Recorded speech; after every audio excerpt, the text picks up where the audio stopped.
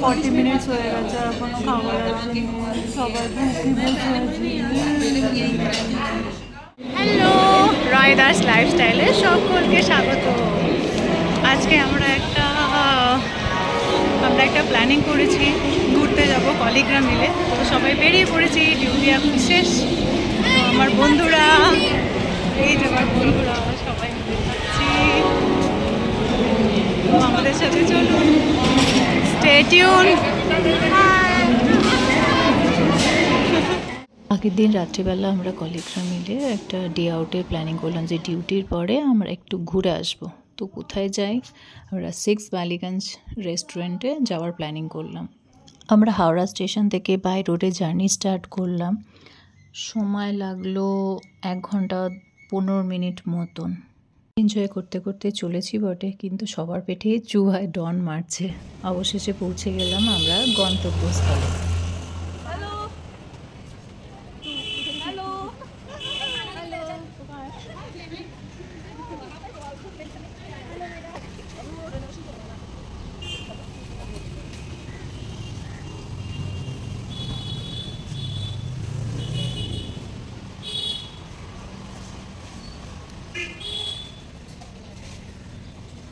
শুনশান রাস্তা, ভিড়ভাট্টা নেই, একটা শান্ত পরিবেশ। এবার আমরা রেস্টুরেন্টের ভেতরে ঢুকে গেলাম। চলুন এবার দেখা যাক।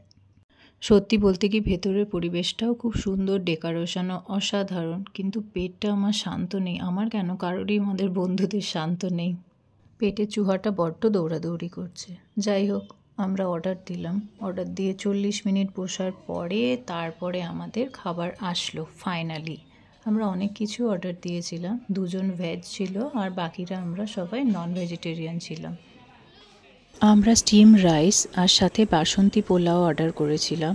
আর ভেজে ছিল ঝুরি আলু ভাজা, বাদাম দিয়ে মুগের ডাল, ফুলকপির রোস্ট আর এঁচড়ের ডালনা। ভেজে নিয়েছিলাম চিংড়ির মালাইকারি। দাদাদের পরামর্শ অনুযায়ী কাঁচা লঙ্কা, ধনেপাতা, মুরগির ঝোল, সালাড, আমপোড়ার শরবত। উফ, জাস্ট অসাধারণ অসাধারণ। আমার বন্ধু বলছে লাস্টে খাব। সাজেশন অনুযায়ী চিকেনের আইটেমটা নিয়ে ভালোই হয়েছে, প্রচণ্ড জুসি ছিল আর খুব টেস্টি। অবশ্যই ট্রাই করবেন কিন্তু এটা। ঠিক বাঙালি খাবার বলতে যা বোঝায় এখানে আমরা তাই পেয়েছি। সামান্য ডালটাই এত স্বাদ, কি বলবো, ভাষায় বলে বোঝানো যাবে না। আর তার সঙ্গে যেখানে বসে খাচ্ছি সেই দৃশ্যটাও মনোরম।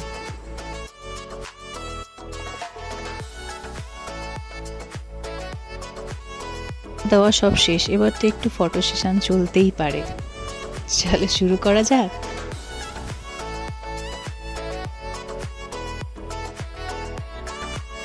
আমাদের পরবর্তী গন্তব্যস্থল রবীন্দ্র সরোবর লেক। এখান থেকে বেশি দূরত্ব না, তো আমরা ভাবলাম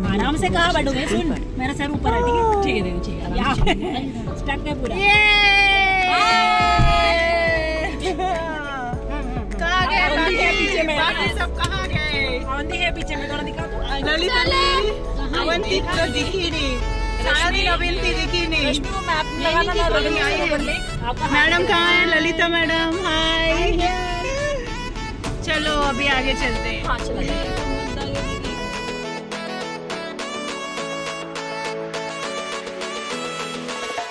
আমরা পৌঁছে গেলাম রবীন্দ্র সরোবর লেক। জায়গাটা খুবই সুন্দর, আমার ফার্স্ট টাইম, বাট ভালো এক্সপিরিয়েন্স। সেই একই সুন্দর মনোরম পরিবেশ, চারিদিকে সবুজ গাছপালা, সাইডে ফুটবল গ্রাউন্ডও ছিল, প্র্যাকটিস করছিল। আর আমরা খুব খালি রাস্তায় বিন্দাস মজা করছিলাম। এরকম সময় খুব কম পাওয়া যায়। সব মানুষেরই নিজের জন্য সময় বার করা খুবই প্রয়োজন। আমাদের রেশমি ম্যাডাম একটু হাসিদের সাথে গল্প করছিল, আর সবাই পালিয়ে গেছে।